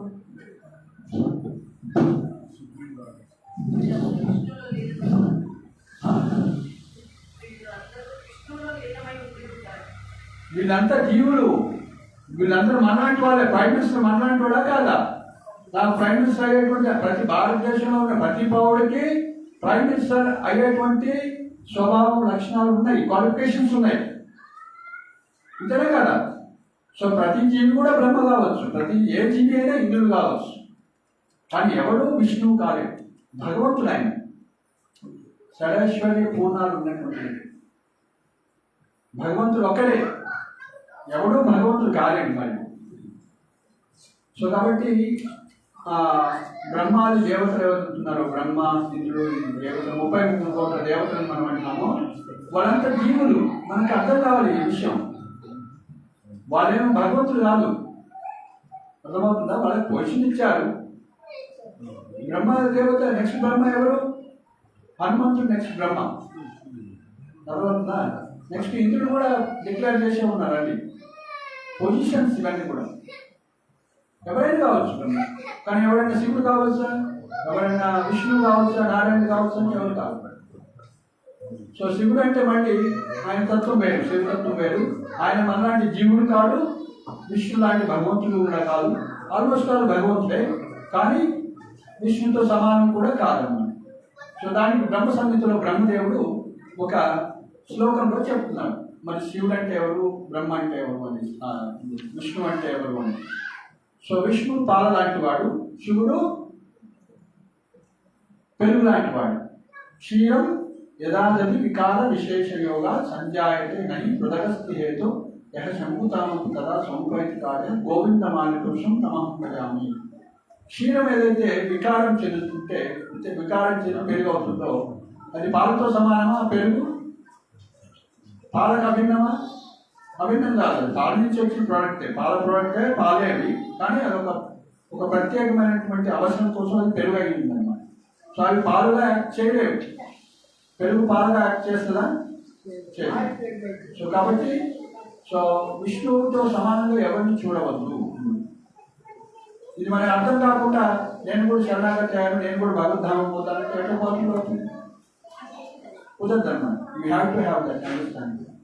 మరి ఎలా వస్తుందో అండర్స్టాండింగ్ అంటే భక్తి చేస్తుంటే మన హృదయం ప్రక్షాళన అవుతున్న కొద్దీ మనం దాన్ని అర్థం చేసుకోగలుగుతూ ఉంటాం.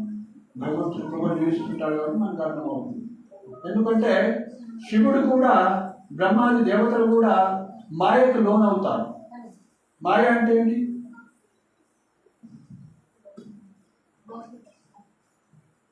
భగవద్ దర్శనం జరగట్లేదు, భగవద్ దర్శనాలు వస్తున్నాయి, కలరింగ్ వస్తున్నాయి. ఇప్పుడు భగవద్ దర్శనాలు మంచి మంచి అన్ని హెడ్లైన్స్ అన్ని కూడా కలరింగ్లో ఇచ్చి పెడుతున్నారు. అన్ని చదవండి, నేను ఈరోజు అదే చెప్తా ఉంటున్నాను. సో చేయండి, భగవద్ దర్శనం తీసుకోండి. సో నేను జస్ట్ అట్లా ఓపెన్ చేస్తే ఎన్నో టైటిల్స్ ఉన్నాయి. వాట్ ఈజ్ మాయ, మాయ అంటే ఏంటి, హరే కృష్ణ మహామంత్రం అంటే ఏంటి అని ఎన్నో విషయాలు ఉన్నాయి, చిన్న చిన్న విషయాలు. సో మాయకి లోనైన వాళ్ళు ఎవరు కూడా భగవంతుడు కాడు, భగవంతుడు ఎప్పుడు కూడా మాయలో పడ్డాడు, అర్థమైందా? కానీ మనం ఈ లోకంలోకి వచ్చినప్పుడు కృష్ణుడు కూడా మాయలో పడ్డాడు లేదా మనిషి అని అనుకుంటే అది మళ్ళీ భ్రమే అన్నమాట. ఒక భగవద్ దర్శనం తీసుకోండి, టేబుల్ మీద ఉన్నాయి అక్కడ, ఇంతసేపు ఏంటి భగవాన్ భగవద్ దర్శనాలు పెట్టుకుంటే నేను 100 మ్యాగజైన్స్ వచ్చినాయి కదా, ఇక్కడ బయట ఉన్నాయి. ఇప్పుడు భగవద్ దర్శనం చూడండి, ఏప్రిల్ మ్యాగజైన్.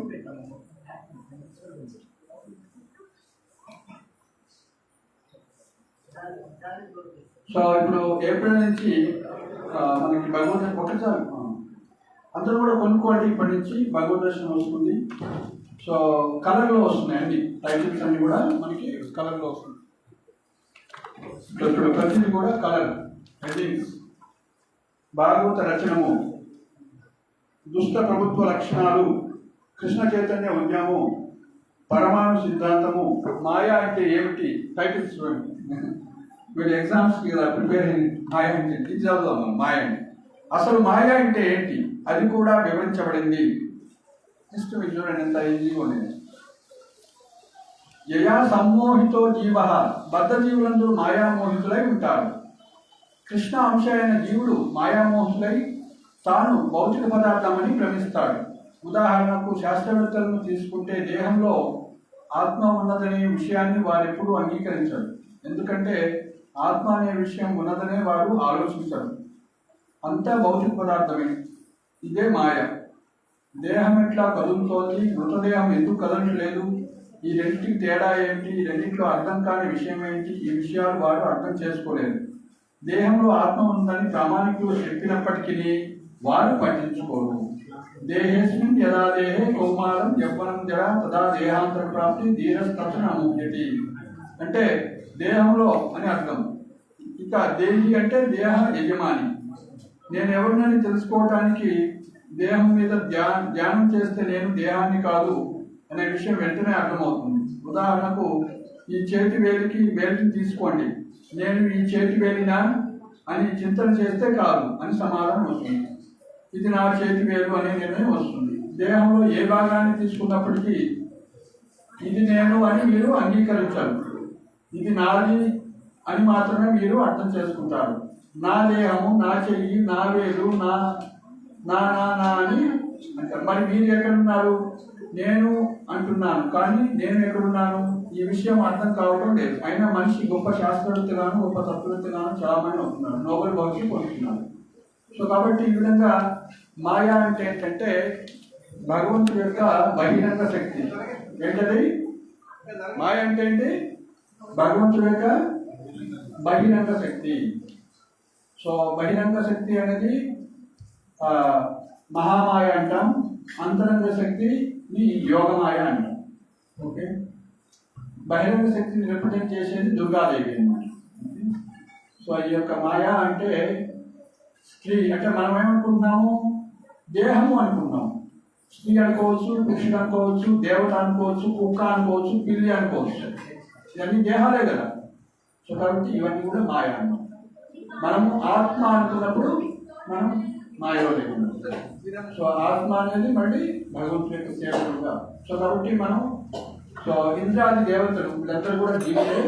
సో వాళ్ళు కూడా మాయలో పడేటువంటి అవకాశం ఉంది. వాళ్ళు ఒకటి రెండు కేసులు మాత్రమే ఉంటాయి, లేదా మనకి కొన్ని ఎగ్జాంపుల్స్ సెట్ చేయడం కోసం మాత్రమే అవి జరుగుతాయి వాళ్ళ ఇన్సిడెంట్లో. సో సాధారణంగా వాళ్ళు భక్తులే, శుద్ధ భక్తులు కాకుండా సరే భక్తులే అన్నమాట. యోగి భక్తులు భక్తులు వాళ్ళు. కాబట్టి వాళ్ళందరూ విష్ణు గురించి విష్ణు కింద పనిచేస్తున్నారు. కాబట్టి వాళ్ళని మనం అవమానించకూడదు. ఓకే, రెస్పెక్ట్ ఇవ్వాలి, కానీ వాళ్ళని పూజించకూడదు. ఏం చేయకూడదు? వర్షిప్ చేయకూడదు. ఏం చేయాలి మరి? గౌరవించాలి. మరి ఎవరిని పూజించాలి? భజన మన్మన బహుమద్భక్తో మధ్యాజీ. యాజీ అంటే వర్షిప్ అనేది విష్ణు మాత్రమే పూజించాలి. ఎందుకు? చెట్టు ఆకుకు కొమ్మకు పువ్వుకు నీళ్ళు పోస్తాము మనం. ఎక్కడ పోయాలి మనం? జీవులు వేళ్ళకి నీళ్ళు పోయాలి. చెట్టు కొమ్మలకి ఆకులు పోయకూడదు. పోసేవాళ్ళు ఉంటారు. చిన్నపిల్లలకి నీళ్ళు పోసిన చెట్టు మీద ఏం చేస్తున్నాడు? ఆకు మీద పోతూనే ఉంటాడు, ఆకు మీద పువ్వు మీద పోతున్నాడు. వాడికి ఒక ఆనందం అన్నమాట. సో మనం కూడా దేవతలను పూజిస్తూ అలా ఆనందపడుతూ ఉంటాము. ఎందుకంటే పరమాత్మ సాంక్ష్యం లేని వాళ్ళు కూడా ఏమి ఇవ్వలేదు, వరాన్ని కూడా ఏమి ఇవ్వలేదు. ఓకే, సో ఇది అర్థం చేసుకోవాలంటే మనకు కొద్దిగా బుద్ధి కావాలి. ఆ బుద్ధి కావాలంటే భగవంతుడి యొక్క భక్తి చేయాలి. భగవంతుడి యొక్క కృప అంటే భక్తుల యొక్క కృప మనకి రావాలి. సో ఆ విధంగా మనం భక్తి చేస్తున్నప్పుడు రెండో నియమం ఏంటి? అపరాధం చేయకుండా ఉండాలి. నామం చేస్తున్నప్పుడు ఒకటి జీవితాన్ని దారపోసినటువంటి భక్తి ప్రచారంలో జీవితాన్ని దారపోసినటువంటి భక్తులను దూషించకపోవడం. రెండోది శివుడు బ్రహ్మాది దేవతల్ని విష్ణుతో సమానాన్ని కానీ స్వతంత్రులని కానీ భావించకపోవడం. వాడు స్వతంత్రులు కాలేదు, ఏ బ్రహ్మాది పురుషుడు ఎవరైనా కూడా. సో ఒకసారి బ్రహ్మదేవుడు ద్వారకలో ఉన్నప్పుడు, కృష్ణుడు ద్వారకలో ఉన్నప్పుడు బ్రహ్మదేవుడు వస్తారన్నమాట. ఏంటి అంటే స్వామిని చూడాలి అంటారు. సరే స్వామిని చూడాలంటే పోయి స్వామికి చెప్తారు, కృష్ణుడు చెప్తారు, ఇట్లా బ్రహ్మదేవుడు వచ్చినాడు. ఏ బ్రహ్మ వచ్చిండు అని. ఏ బ్రహ్మ అంటే వచ్చి బ్రహ్మ మీరు ఏ బ్రహ్మ మీరు అని అడుగుతారు. అని నన్ను బట్టి ఏ బ్రహ్మ అని అడుగుతామని ఆయన ఆశ్చర్యపోతుంది. సరే ఆన్సర్ అయితే చేయాలి కాబట్టి సనత్ కుమార తండ్రిని చతుర్ముఖ బ్రహ్మని చెప్పండి అంటే చెప్తారు. సరే అని ఆయన లోనికి తీసుకెళ్తారు. సో వెళ్ళిన తర్వాత ఎలా ఉన్నారు మీరంతా, మీ రాజ్యం యొక్క మొత్తం బ్రహ్మాండం అంత బాగుందంటే అంత బాగుంది పోవడం వల్ల. కానీ మీ వాళ్ళు ఇట్లా అడిగారు మొదట, ఏం చేస్తుంది దీనికి ఆన్సర్ చేయండి ఫస్ట్, నేను ఆన్సర్ చేసింది కానీ అంటారు.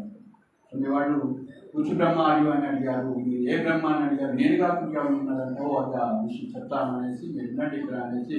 సో ఆయన 8 తరకాయలు ఉన్నటువంటి బ్రహ్మలకి 16 తరకాయలు, 32 తరకాయలు, 1,00,000 తరకాయలు, ఇట్లా 1,00,00,000 తరకాయలు ఉన్నటువంటి బ్రహ్మలందరూ పరమాత్మ కాబట్టి ఆయన ఇన్ఫార్మ్ చేస్తే వచ్చి భగవంతుడికి ప్రణామం చేసుకుంటూ ఎలా ఉన్నారని అందరూ కూడా ఇదే విషయం సంబోధన చేస్తూ వాళ్ళకి చిన్న తినుబండాలను ఇస్తూ పంపిస్తూ ఉంటారు అనమాట.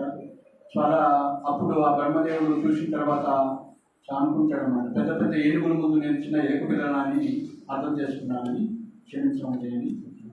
సో ఈ బ్రహ్మాండం మనం ఉన్నటువంటి బ్రహ్మాండం అతి చిన్నది అన్నమాట. అందుకే ఆయన 4 తలకాయలు ఇచ్చారు. సో అట్లనే అనేక మంది శివుడు కూడా ఉన్నారు, శివుడు కూడా ఉంటారు, వాళ్ళు గవర్నర్ లాంటి వాళ్ళు. సో ఆ విధంగా సో వీళ్ళంతా జీవులు అనమాట, బ్రహ్మ నుంచి మిగతా వాళ్ళందరూ కూడా జీవులు అన్నమాట. సో కాబట్టి మనం వాళ్ళని స్వతంత్రులుగా భావించాలి. ఏ జీవులు కూడా భగవంతుడి యొక్క ఈ అభిన్నుడు అన్నమాట. మమైవాంశో జీవలోకే జీవభూత సనాతన, నా యొక్క అంశాలని ఆయన చెప్తున్నాడు. మరి మనమంతా ఎక్కడి నుంచి వచ్చాం? ఆ బ్రహ్మదేవుడు ఆయన నుంచి వచ్చిండు. బ్రహ్మదేవుడు ఆయన నుంచి వచ్చిండు. ఎట్లా వచ్చింది ఆయన? వాళ్ళ అమ్మ నాన్న ఎవరు?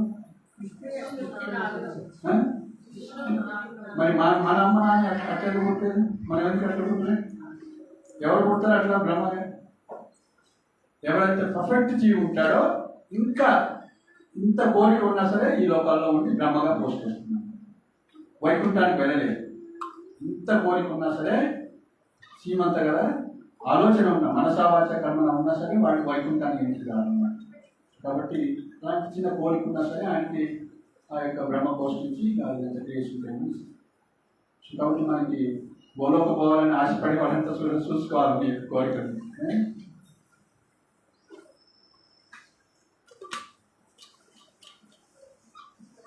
మనం పోయేటప్పుడు స్వర్గం అంతా టచ్ అవుతుంది, అది ఏదో బాగుంటుంది, నందన కారణం ఉంటుందని చూసుకోవాలని మీకు ఆశ కలిగింది అనుకోండి, మీరు ఆజ్ఞ తీసుకోవాలి. సో బ్రహ్మలోకం కూడా వస్తుందన్నమాట. బ్రహ్మలోకంలో బ్రహ్మదేవుడు ఇదంతా చూస్తామన్నమాట. ఇదేదో చూద్దామని మీరు అడిగిందంటే కష్టం అనమాట. సో కాబట్టి బ్రహ్మదేవుడు కూడా లేచి నమస్కారం చేస్తాను, ఎంత అదృష్టవంతుడు ఈ లోకంలో ఈ జీవి వైకుంఠానికి వస్తున్నారు, భగవద్ధామం వెళ్తున్నారు. సో 3వ అపరాధం ఏంటంటే, సో 2వ అపరాధమేమో దేవతల్ని భగవంతుడితో సమానమని భావించకూడదు, అభిన్నమని కూడా భావించకూడదు. 3వ అపరాధం గురువు అవజ్ఞ, గురువు మాటలని తిరస్కరించకూడదు. గురువు ఏదైనా చేయమన్నాడు అంటే దాన్ని మనం పాటించడానికి ప్రయత్నించాలి. 4వది వైదిక గ్రంథాలను దూషించకూడదు. వైదిక గ్రంథాలని ఇదంతా కట్టిస్తారండి ఇట్లా ఎవరైనా అన్నారనుకోండి, అందులో ఏం లేదంత ఉత్తరే అన్నారనుకోండి, ఇలా దూషించడం, క్రిటిసైజ్ చేయటం ఈ గ్రంథాలని కూడా అపరాధం కిందకి వస్తుంది. సో మనం నామం చేసేటప్పుడు ఈ నియమాలను కూడా పాటిస్తూ ఉండాలి అన్నమాట. అంటే ఈ అపరాధాలు చేయకుండా ఉండాలి. సో 4వది వైదిక గ్రంథాలను దూషించడం. 5వది కేవలం కల్పితాన్ని భావించాలి. హరే కృష్ణ జప మహిమ ఎంత గొప్పదంటే, నేను ఇప్పుడు వేస్తున్నాం కదా గ్రూపులో మనకి లివింగ్ నేమ్ అని వస్తుంది కదా, లివింగ్ నేమ్. హరే కృష్ణ మహామంత్రం అనేది ఒక పర్సన్, ఒక వ్యక్తి, ఆయన లివింగ్ నేమ్ అనమాట. అదేదో ఉత్తగా just material person, material matter కాదనమాట, లివింగ్ పర్సన్. సో నువ్వు ఏ భావంతో, సో ఇక్కడ కూర్చొని మీరు జపం పట్టుకోండి, మాల పట్టుకోండి, పొద్దున్నే వచ్చి జపం, మీ మనసు ఎక్కడికి వెళ్ళిపోతుంది మీరు రాయండి. చూడండి ఎన్నిసార్లు ఇంటికి పోతుంది, ఎన్నిసార్లు ఢిల్లీ పోతుంది, ఎన్నిసార్లు అమెరికా పోతుంది, ఎన్నిసార్లు ఎన్నికిపోతుంది, ఎవరితో ఫైటింగ్ చేసిన దగ్గర పోతుంది, మీరు ఒకసారి గుర్తుపెట్టుకుంది. సో కాబట్టి మనసును కంట్రోల్ చేయడం చాలా కష్టం. కాబట్టి మనత్ర అయితే ఇది మంత్ర. సో కాబట్టి ఆ యొక్క కృపతోటి, అంటే భగవంతుడు కృపతోటి, సో శ్రద్ధ సాధుసంగ వచన క్రియ అనర్థ నివృత్తి, అనర్థాలని పోవాలన్నమాట. హృదయంలో వైకుంఠం పోవాలంటే, గోలకు పోవాలంటే అనర్థాలని పోవాలన్నమాట. నిష్టగా భక్తి చేయాలంటే, సో ప్రహ్లాదులాగా, ప్రహ్లాదుని అడుగుతాడు భగవంతుడు, ఏమైనా కోరికలు కోరుకోండి, ఏమైనా కోరుకోండి అంటే, నాకేం కోరికలు లేవు స్వామి అంటే, సరే నువ్వు కోరుకోమంటున్నావు కాబట్టి నాకు కించిత్ ఇంత కూడా ఎలాంటి భౌతిక కోరిక లేకుండా చూడు స్వామి అని. నా కోరిక ఏంటంటే నాకు ఎలాంటి భౌతిక ఆలోచనే రాకూడదు, ఇది కావాలి అని అంటే ఆలోచన కూడా రాకుండా చూడాలి, అది నా కోరిక. సో కాబట్టి సో భౌతిక విషయాలు ఏమి కోరుకోకుండా, సో నిష్ట, ఆ విధంగా అనర్థాలు అన్నీ కూడా పోయిన తర్వాత నిష్ట వస్తుంది. సో 5వది ఏమన్నాము, కేవలం కల్పితమని. సో ఇది చింతామణి అన్నమాట. ఒక వ్యక్తి సో శివుడి గురించి తపస్సు చేశాడు అన్నమాట. ఏం కావాలి అంటే ఈ ప్రపంచంలోనే అతి ఉత్తమమైనటువంటిది కావాలి అంటే ఆ ప్రపంచంలో ఉత్తమైనది నాకే లేదు, సనాతన గోస్వామి దగ్గర ఉంటుంది పో అంటాడు. సో బృందావనంలో మానసి గంగ దగ్గర గోవర్ధన పర్వతం దగ్గర సనాతన గోస్వామి కూర్చొని అక్కడ జపం చేసుకుంటుంటాడు. అయ్యా నేను ఇట్లా శివుడి కోసం తపస్సు చేశాను, మరి నీ దగ్గరికి వెళ్ళమన్నాడు, ప్రపంచంలోనే అత్యుత్తమైన దగ్గర ఉందంటే ఏమంటే సో అంతి కావాలి మీకు అనేసి చూడండి ఆ మూల కట్టుంటే చూడండి అని చెత్తకుంటలు చూస్తే ఒక చింతామణి టచ్ స్టోన్ అని తీసుకుపోయి ఏమి టచ్ చేసినది బంగారం దొరికింది అనేసి ఆయన తీసుకుపోతాడు. సో పోయిన తర్వాత సో ఏదానికి బంగారం అయిపోతుంది అన్నమాట. అదే అప్పుడు ఆయన డౌట్ వస్తుంది, ఇది గొప్పదైతే మరి ఆయన ఎందుకు అందులో వేసి పడేసింది అక్కడ, దీనికన్నా గొప్పగా నన్ను మోసం చేసేది అని మళ్ళీ అది పట్టుకొని వస్తుంది. లేదు స్వామి నన్ను మోసం చేసిన వాస్తవానికి నాకు కావాల్సింది ఎంతో ఉత్తమమైంది ప్రపంచంలోనే, అదే దాచిపెడుతుంది నాకు దయచేసి అది ఇవ్వండి అని. ఓ అది కావాలనేసి సో నువ్వు తీసుకుపోయి మానసికంగా పడేసి స్నానం చేసినప్పుడు ఇస్తా అంటే అప్పుడు హరే కృష్ణ హరే కృష్ణ కృష్ణ కృష్ణ హరే హరే హరే రామ రామ రామ సో హరినామాన్ని ఇస్తుంది.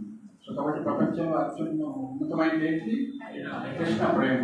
హరే కృష్ణ గోలోకేర ప్రేమధన హరినామ సంకీర్తన. సో కాబట్టి గోలోకం యొక్క ప్రేమ ఈ యొక్క కృష్ణనామం ద్వారా. సో ఆరోజు ఏంటి?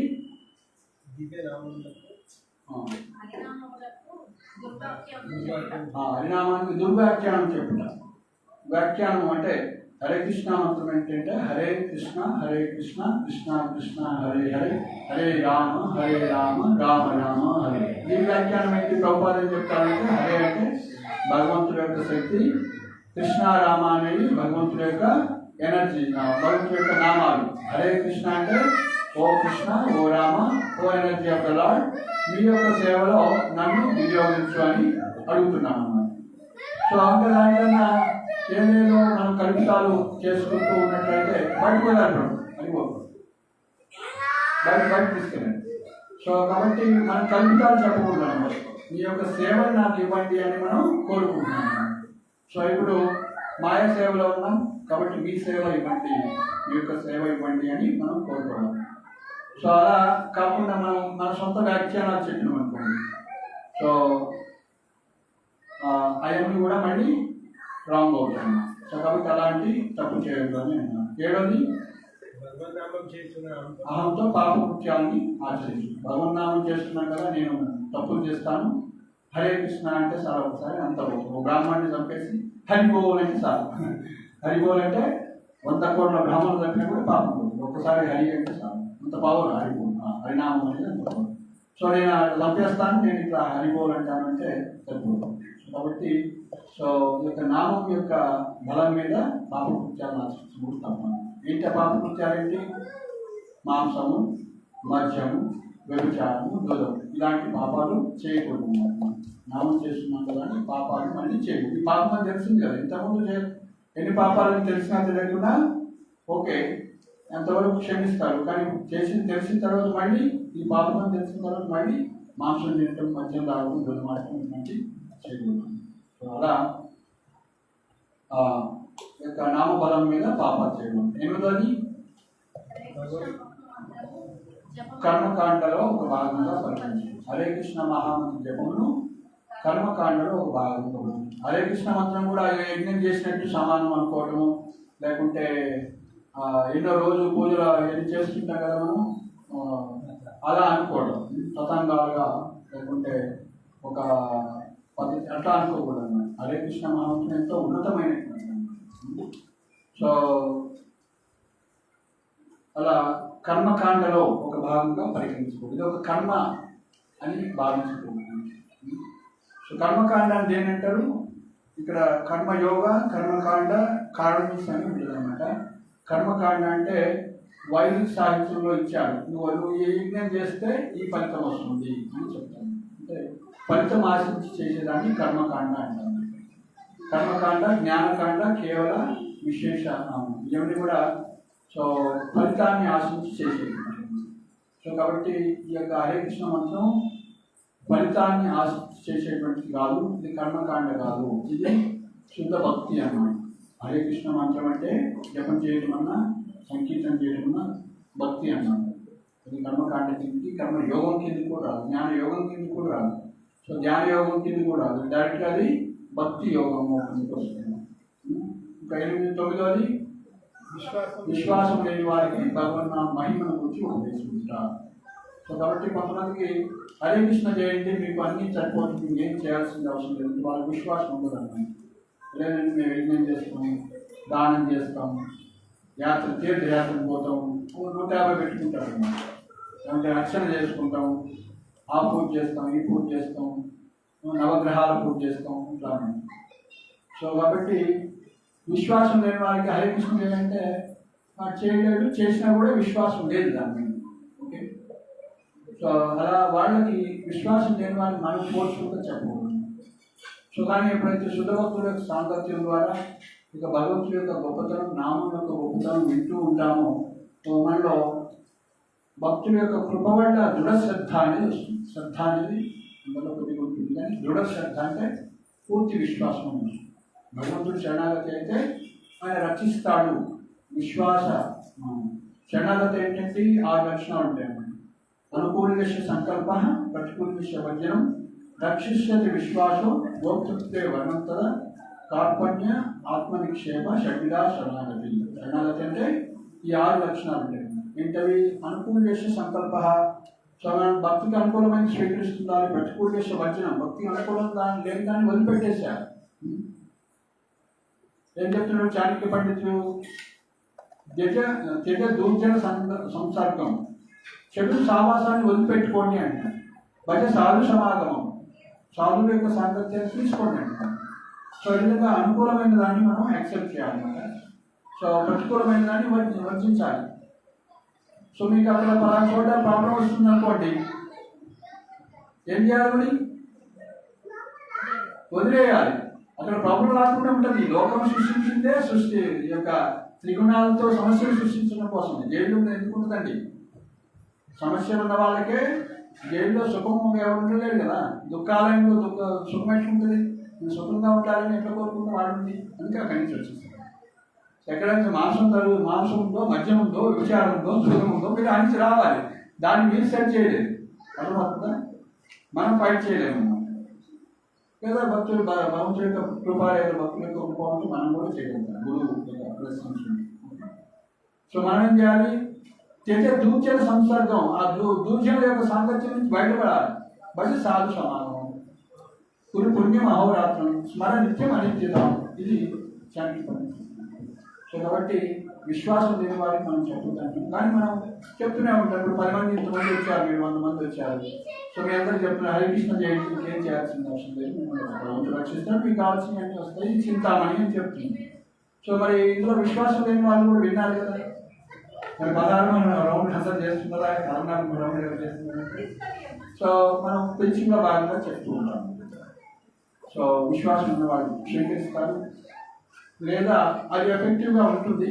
వాళ్ళలో ఉన్నటువంటి కొన్ని డౌట్స్ ఉంటాయి. దీని మీద విశ్వాసం పూర్తిగా దృఢశ్రద్ధ రావాలంటే కొన్ని అసంభావన, విపరీత భావన, సందేహాలు ఉన్నాయి. అప్పుడైతే అవి నివృత్తి అవుతాయి, వాళ్ళు కూడా దీన్ని స్వీకరిస్తారు. సో అప్పటి వరకు అది ఆగిపోయి ఉంటుంది, వాళ్ళు స్వీకరించలేరు, భక్తి స్వీకరించలేరు. కానీ అసంభావన, విపరీత భావన, ఆ సందేహాలు ఎప్పుడు నివృత్తి అవుతాయో సో వాళ్ళు కూడా హరే కృష్ణ మహామంత్రం చేయగలుగుతారు. అదే శుద్ధ భక్తుల యొక్క కృప అని చెప్పినారు. సో 10వది ఏంటి? 10వ అపరాధం ఇంకా విశ్వాసం లేకుండా వీళ్ళ తర్వాత కూడా రోజు ఎక్కువనే ఉంటారు. సో కాబట్టి ఇంకా ఇవి తెలుసుకున్న తర్వాత కూడా ఇది తెలుసుకున్న తర్వాత విశ్వాసం లేకపోవడం, అశ్రద్ధగా జపం చేయాలి. అన్నిటికన్నా కూడా అతి ముఖ్యమైనటువంటిది ఏంటి? శ్రద్ధతోటి జపం చేయాలి. ఫస్ట్ ప్రిఫరెన్స్ మనం లేకుండానే ఫస్ట్ యాక్టివిటీ ఏం చేయాలి? స్నానం చేసుకొని సో హరే కృష్ణ కృష్ణ కృష్ణ హరే హరే, హరే రామ రామ రామ హరే. సో మాలం చేసి జపం చేసుకోవాలి శ్రద్ధగా. అలా చేయలేనట్లయితే డే అంతా కూడా అయిపోతుంది. అందరికీ 24 గంటలే ఉంది. సో కాబట్టి మన గురువులు కూడా 24 గంటలే ఉంది, వాళ్ళు కూడా 16 రోజులు జపం చేస్తారు. ప్రభుత్వాలు కూడా డైలీ మంత్రాలు అట్రాక్ట్ వాళ్ళు డైలీ మాలు జపం చేసుకునేవాళ్ళు. సో కాబట్టి టైం మేనేజ్మెంట్ తయారు చేసుకొని దీనికి ప్రిఫరెన్స్ ఇచ్చి ఫస్ట్ జపం ప్రిఫరెన్స్ ఇచ్చి ఎర్లీగా లేవటం, జపం చేసుకోవడం, అలా చేయడం వల్ల ఏమవుతుంది, మనం ఇది అయిపోయిన తర్వాత ఏ చిన్న చిన్న పనులు ఎన్నున్నా కూడా చేసుకోవచ్చు. ఎందుకంటే భగవంతుడి యొక్క కృప వల్ల అన్నీ కూడా సమంగా అవుతాయి. ఓకే, అన్ని రెడీ అప్పుడు గోగా అయిపోతే ఆపరేట్ గోగా ఆపరేట్ కాలేదా? ఓకే, సాయంత్రం మనకు టైం ఉంది ఇంకా. ఆల్రెడీ గోగా తర్వాత పెట్టరా? రెడీ చేసుకోండి. అప్పుడు మీటింగ్ ఇప్పుడు పెట్టరు. ఓకే, సో మనం క్లాస్ కంప్లీట్ చేద్దాము. ఇలా మనం భక్తిలో ఎదగాలంటే ఏం చేయాలి? ఈ విధంగా సాధువుల యొక్క సాంగత్యంలో ఉండి నామం చేస్తూ ఉండాలి. నామం చేస్తుండేటప్పుడు కూడా 10 అపరాధాలను చెప్తున్నాము. ఈ అపరాధాలు చేయకుండా నామం చేయాలి. ఈ అపరాధాలు చేయకుండా ఉండాలంటే మనకి భగవద్గీత, భాగవత గ్రంథాల యొక్క జ్ఞానం ఉండాలి. సో ఆ జ్ఞానం ద్వారా మనం అపరాధం చేయకుండా శ్రద్ధ అనేది పెరుగుతూ, సో గురువు, సాధు, శాస్త్ర ఈ గురించి మీద అవగాహన ఉంటే మనం అపరాధం చేయకుండా జాగ్రత్తగా చేస్తామన్నమాట. సో శీల ప్రభుపాదుల యొక్క పుస్తకాలు చదవటం, ప్రభుపాదుల యొక్క లెక్చర్స్ వినటం వల్ల మనకి శ్రద్ధ పెరుగుతూ ఉంటుంది. సో ఎందుకంటే మేము కూడా రాకముందు, ఇస్లాం రాకముందు మాకు కూడా శ్రద్ధే లేదు. హరే కృష్ణ చేస్తే చాలు, మనం పోయి ఎక్కడ ఉద్యోగాలు చేయాల్సిన అవసరం లేదు, అమెరికా పోయి డబ్బులు సంపాదించిన అవసరం లేదు, స్వర్గానికి వెళ్ళి అక్కడ నిత్యం వేసి అక్కడ ఏదో కట్టుకోవాల్సిన ఇల్లు కట్టాల్సిన అవసరం లేదు, చంద్రమండలంలో పోయి. సో మనం ఇక్కడి నుంచి డైరెక్ట్గా మనం టికెట్ వీసా దేనికి తీసుకోవాలి? వైకుంఠానికి తీసుకోవాలి, గోలోకానికి తీసుకోవాలి, అమెరికా కాదు, లండన్ కాదు అని ఇప్పుడు అర్థం చేసుకున్నాము. లేకుంటే మనందరి యొక్క వీసాలు ఎక్కడికి ఉంటాయి? చిలుకూరు బాలాజీ చుట్టూ ప్రదర్శన చేసి అయ్యా నాకు వీసా అయిపోయా, నేను ఆస్ట్రేలియా పోతా, అమెరికా పోతా అని కోరుకుంటున్నాను. కానీ ప్రభుపాదుల యొక్క కృప వల్ల అయ్యా మనం వీసా తీసుకోవాల్సింది ఇక్కడ కాదు, మనం భగవద్ధామానికి వెళ్ళాలి. భగవద్ధామానికి సో అలా ముఖ్యం ఉండదు, అభయం ఉంటుంది, అమృతమైనటువంటిది, అదేవిధంగా క్షేమమైనటువంటిది. అలాంటి ధామానికి వెళ్ళాలి. మృత్యులోకమైనటువంటి, మత్స్యలోకమైనటువంటి మృత్యులోకంలో ఉండకూడదని సో ఈ భాగవతం మనకి చెప్తుంది. కాబట్టి వీసా అక్కడ తీసుకోవాలి. సో మనకి అలాంటి ముక్తిని ప్రసాదించేటువంటి ఫెస్టివల్స్ వస్తున్నాయి. ఏంటది? జయ జగన్నాథ్. సో జగన్నాథ్ రథయాత్ర జూలై 2వ తారీఖు మనం ఖమ్మంలో చేస్తున్నాము. సో దాని గురించి మనం శుక్రవారం వచ్చిన ఇష్టాగోష్ఠి మీటింగ్ లాగా ఏర్పాటు చేసాం. కొంతమంది వచ్చారు భక్తులు. సో ఇప్పుడు కూడా కొన్ని అప్డేట్ చేస్తారు రామలక్ష్మణ ప్రభు. సో జగన్నాథ్ రథయాత్ర మనం 3వసారి చేసుకుంటున్నాం ఖమ్మంలో. సో ఈ విధంగా దాన్ని సో చుట్టుపక్కల ప్రాంతాల్లో ఎక్కడ లేదు కాబట్టి ఒక 100 కిలోమీటర్ల చుట్టూ ఎక్కడ కూడా జగన్నాథ రథయాత్ర ఖమ్మానికి, వరంగల్లో చేస్తారు, ఇటు విజయవాడలో చేస్తారు. మనం ఇక్కడ ఉన్నాం కాబట్టి చేయట్లేదు కాబట్టి సో చుట్టుపక్కల మండలాల్లో ఉన్న మీ అందరికీ కూడా, మీ ఫ్రెండ్స్ అందరూ కూడా ఇన్వైట్ చేయండి. వాళ్ళందరూ కూడా సహాయ సహకారాలు తీసుకొని మనం గ్రాండ్గా చేస్తున్నాం 3వసారి. ఇది ఇంకా ఎఫెక్టివ్గా చేయాలంటే మీరందరూ కూడా భాగస్వామ్యం వహించాలి. కాన్ఫరెన్స్ పంచడం కానీ, ఇక్కడ నగర సంకీర్తన చేస్తుంటే వచ్చి అందులో పార్టిసిపేట్ చేయడం కానీ, కొద్దిగా ఫండ్స్ లాంటివి కలెక్ట్ చేయడం కానీ, సో మీరు 10 మందిని తీసుకురావడం కానీ, లేదా ఏదైనా సంకీర్తన బృందాలు ఉంటే వాళ్ళకి కనెక్షన్ చేయడం కానీ, ఇవన్నీ కూడా చేయవచ్చు. హరే కృష్ణ. జగన్నాథ స్వామికి, శ్రీమద్ భగవద్గీతకి, జగద్గురు శిల ప్రభుపాదికి. సో మనకి భగవద్ దర్శనాలు కూడా ఇప్పటి నుంచి ఇంతవరకు 100-200 వస్తున్నాయి. మొన్ననే ప్రభుజీ కలిశారు, రాసేటువంటి ప్రభుజీ, వైష్ణవానికి సేవక్ ప్రభు, బాంబేలో ఉంటారు. భగవద్గీత భాగవతం ఏమి ట్రాన్స్లేషన్ చేసింది ఆయన తెలుగులో. సో మీ ఖమ్మానికి మేము 500 పంపిస్తున్నాము. సరే పంపించండి. మాకు 50 మంది వాలంటీర్స్ ఉన్నారు, వాళ్ళందరూ కూడా డిస్ట్రిబ్యూట్ చేస్తారని చెప్పాము. సో మీరు విశ్వాసంతో ఇవన్నీ కూడా డిస్ట్రిబ్యూట్ చేయాలి. తీసుకోండి, అలా 10 తీసుకోండి, మీరు మీ ఇవన్నీ డిస్ట్రిబ్యూట్ చేయాలి. Thank you. Hare Krishna. Okay.